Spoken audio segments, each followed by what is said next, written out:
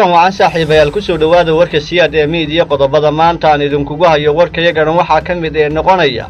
wararkii ugu dambeeyay ee shirka Garowe uga socda madaxda dawladda federaalka iyo kuwa dawladda goboleedyada iyo waliba madaxda oo isku marila qodobadii ay ku heshiin lahaayeen Puntland oo Garowe ka mamnuucday in lagu qabto shirar iyo kulamo siyaasadeed askari ka tirsan ciidamada dawladda oo darawal mooto bajaaj ku dilay magaalada Muqdisho guddoonka golaha shacabka baarlamaanka federaalka Soomaaliya oo xildhibaano gaaraya 143 xildhibaan ku eedeeyay inay gudan waayeen waajibaadkoodii dastuuriga ahaa akhbaaraadka caalamkana waxaad ku maqli doontaan Iran oo ku dhawaaqday inay hakisay heshiiskii nukliyeerka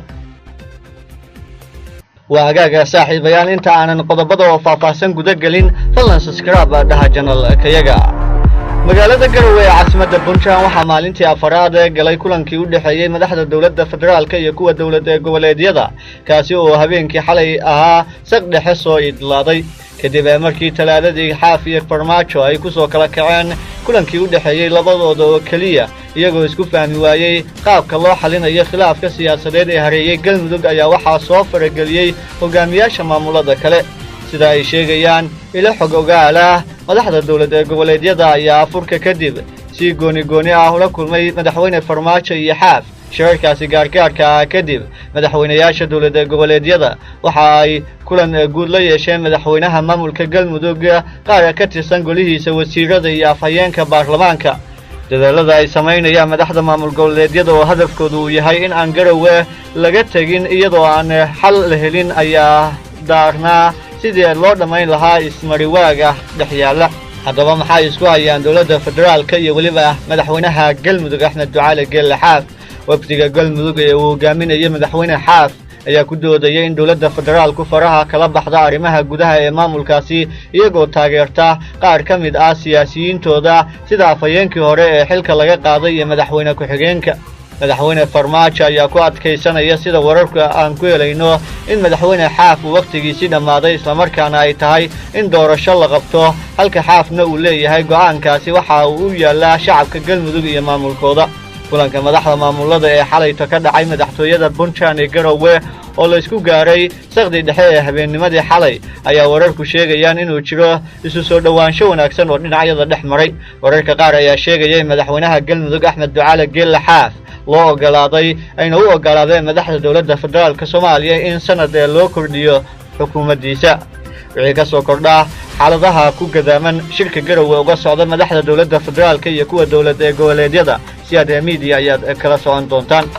Puntland ayaa ka mamnuucday magaalada Garowe in lagu qabto shirar siyaasadeed maamulka gobolka Nugaal ee Puntland ayaa soo saaray amar ku saabsan in shir uusan ogeyn maamulka lagu qaban karin hoteelada iyo xarumaha jaamacadaha iyadoo aan fasax ama ogolaansho loo haysan warqad ka soo baxday gudoomiye ku-xigeenka gobolka Nugaal ahna kusimaha gudoomiyaha oo ku taariikhaysan 6 bisha May ayaa waxaa la faray taliyaha qaybta booliiska gobolka Nugaal in cidii u hogaansami weyda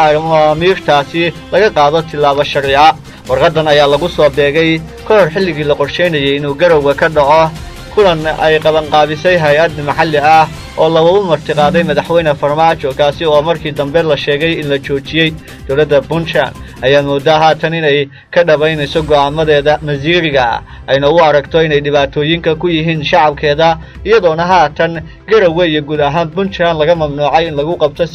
shirar siyaasadeed oo ka hor imaanaya danaha Puntland isla wararka Puntland ee Garowe ayaan ku guda jirnay taliyaha saldhigga bartamaha magaalada Garowe Gaashaanle Maxamuud Muuse Bile Fardafuul ayaa sheegay in ay shir isugu yimaadeen dhammaan taliyayaasha saldhigyada caasimadda ayna ka wada hadleen sidii wax looga qaban lahaa dadka caadaystay ka macaashida cunnada xaaraanta ah bisha barakeysan ee Ramadaan taliya Fardafuul ayaa sheegay inay talaabo adag ka qaadi doonaan dadka ka ganacsada cunnooyinka xaaraanta ah ayna ciidamadu haatan wadaan howlgallo dadkaasi lagu soo xirayo ugu dambeyntii taliyaha saldhigga bartamaha magaalada Garowe ayaa sheegay in shacabka ku nool magaalada Garowe looga baahan yahay inay la shaqeeyaan ciidamada si ay waajibaadkooda u gutaan ciidamadu ayna u soo qabqabtaan dadka meheradaha uga furan yihiin bartamaha magaalada Garowe iyo guud ahaan deegaanada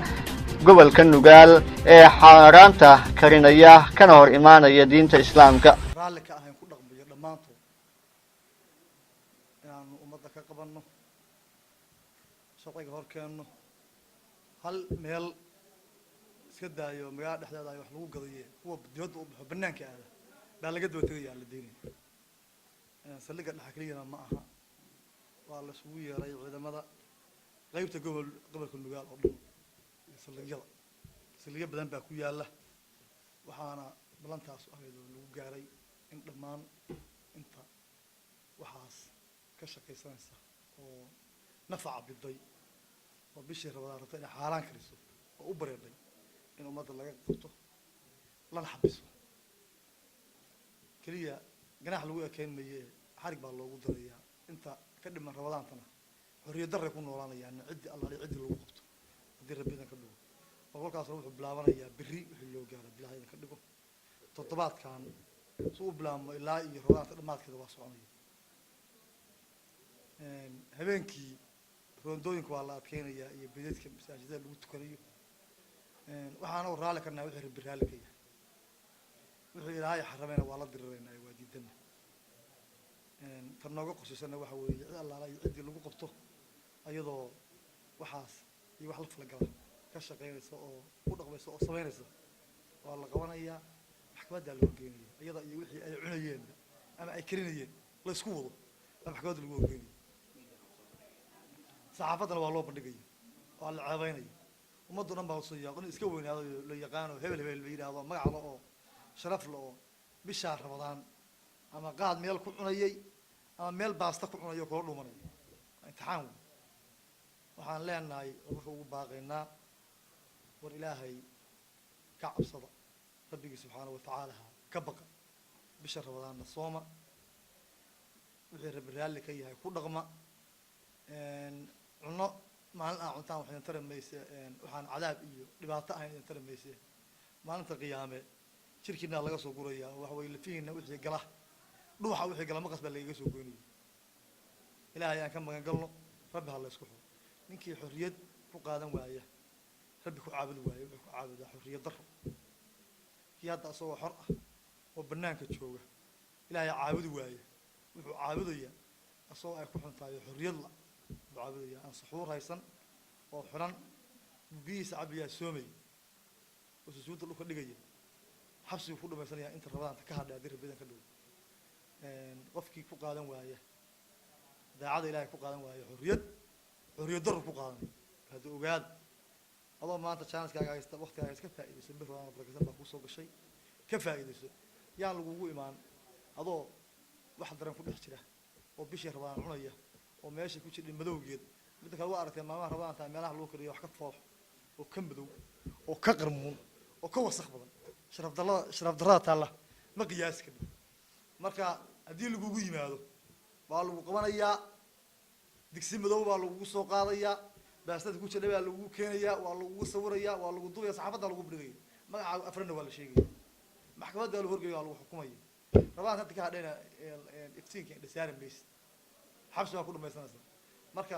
xorriyad ilaahay ku caabud dadna raallah kaa noqdo inta xorriyad darre ku caabudi lahayd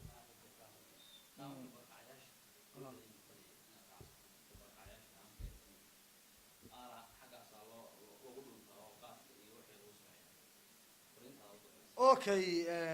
haddii aagga barakacayaasha loo duulo waa laga daba gelaya aagga barakacayaasha haddii loo duulo waa laga daba tegaya waxaasoo dhan ciidamo aada u ballaaran baa lagu marayaayo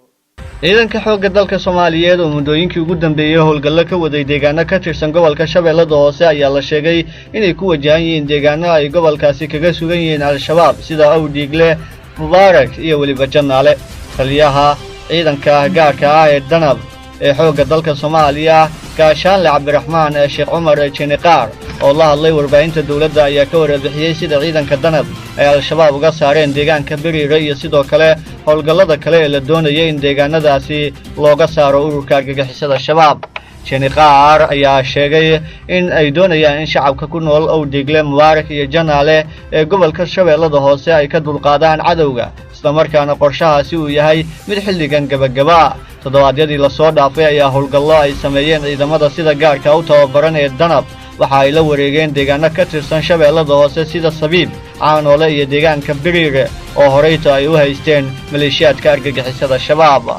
munaasabad uu xilka kula wareegayo wasiirka cusub ee wasaaradda warfaafinta xukuumadda federaalka Soomaaliya Maxamed Cabdi Xayir Maareeye ayaa maanta waxaa lagu qabtay xarunta wasaaradda iyadoo uu xilkii kala wareegay wasiirkii hore ee wasaaraddaasi oo dhawaan xilka iska casilay munaasabadan ayaa waxaa goobjoog ah xubno uu ka mid yahay ra'iisul wasaare ku-xigeenka dalka Mahdi Maxamed ee Guuleed ee Qatar wasiiro iyo xildhibaano waxaana wasiirkii hore ee wasaaradda warfaafinta Daahir Maxamuud Geele uu si rasmi ah xilka ugu wareejiyay wasiirka cusub ee wasaaraddaasi Maxamed Cabdi Xayir Maareeye wasiirkii hore ee wasaaradda warfaafinta Daahir Maxamuud Geele ayaa madaxda ugu sareysa dalka uga mahadceliyay muddo 12 bilood ah oo xilkaasi uu hayay waxaana sidoo kale uu amaanay xubnaha kale ee wasaaraddaasi oo si wanaagsan ula shaqeeyay wasiirka cusub ee wasaaradda warfaafinta Soomaaliya Maxamed Cabdi Xayir Maareeye ayaa sheegay in wasiirka uu maanta xilka kala wareegay uu wasaaradda meel wanaagsan kaga tagay waxaana uu ballan qaaday in shaqada uu halkaasi ka sii wadi doono magaalada Juba ee caasimadda dalka Koonfurta Suudaan ayaa waxaa ka furmay shirkii aan caadiga ahayn ee 67aad ee wasiirada arrimaha dibadda dalalka IGAD taasi oo looga hadlayo arrimaha ay ka mid yihiin dhamaystirka heshiiskii dhinacyada Koonfurta Suudaan ay gaareen mas'uuliyiintan ayaa kulanka xoogga ku saaraya sidii kooxaha kala duwan ee Koonfurta Suudaan culayska loogu saari lahaa fulinta waxyaabihii hore loogu heshiiyay waxaana ay ballan qaadeen inay fulin doonaan dhammaan waxyaabihii lagu heshiiyay kal hore Soomaaliya shirkaasi waxa uga qaybgalaya wasiiru dawlaha wasaaradda arrimaha dibadda xukuumadda federaalka Soomaaliya mudane Cabdulqaadir Axmed Khayr iyo wafdi uu hogaaminayo sidoo kale waxaa ka qaybgalaya mas'uuliyiinta safaaradda Soomaaliya ku leedahay dalkaasi shirkan oo maanta lagu soo gabagabeynayo Juba ayaa qorshihiisu yahay in la soo saaro warmurtiyeed ee qeexaya waxyaabihii looga hadlay iyo go'aanadii ka soo baxay sida uu warbaahinta dawladda federaalka u sheegay Ambassador Hussein Xaaji Axmed safiirka Soomaaliya ee dalka Koonfurta Suudaan ugu dambeyntiina qodobada caalamka haddii aan eego mid iyo laba ka soo qabto dawladda Iiraan ayaa ku dhawaaqday inay hakad gelisay heshiiskii farsamada nukliyeerka kadib markii uu sii xumaaday xiriirka u dhaxeeya Tehran iyo Mareykanka madaxweyne Rouhani ayaa sheegay in gudaha dalkiisa uu ku hayn doono uraniumka la tayeeyay halkii uu dibadda u iibgeyn lahaa sida ku xusan heshiiskaasi maanta dawladda Islaamiga ah ee Iiraan waxay hakinaysaa laba arrimood haddana si kale u dhigo waxaan joojin doonaa iibinta laba shay laga bilaabo maanta lama iibin doono macdanta uraniumta ama biyaha culus toona go'aankan aan ku dhawaaqnay waxa uu socon doonaa muddo 60 maalmood ah ayuu yiri Rouhani waxa sidoo kale uu ku goodiyay in 2 bilood gudahood uu dib ugu bilaabi doono barnaamijkii sare u qaadida tayada uraniumka heshiiskii 2015 ayaa lagu gol lahaa in lagu dhimo hamiga nukliyeerka ee Iiraan taasi beddelkeeda dalkaasi laga khafiifiyo cunaqabataynta saaran balse xukuumadda Tehran ayaa culays badan kala kulmaysay cunaqabatayn uu dhawaan ku soo rogay Mareykanka waxaana uu doonayaa in dalalka Yurub ay tallaabo degdeg ah qaadaan oo ay ka qabtaan xaaladda haysata Iiraan wanaga intaasi saaxiibayaal guud ahaan warkiisa ee media xidii warkayaga ka heshay fadlan subscribe ha dhehen channel kayaga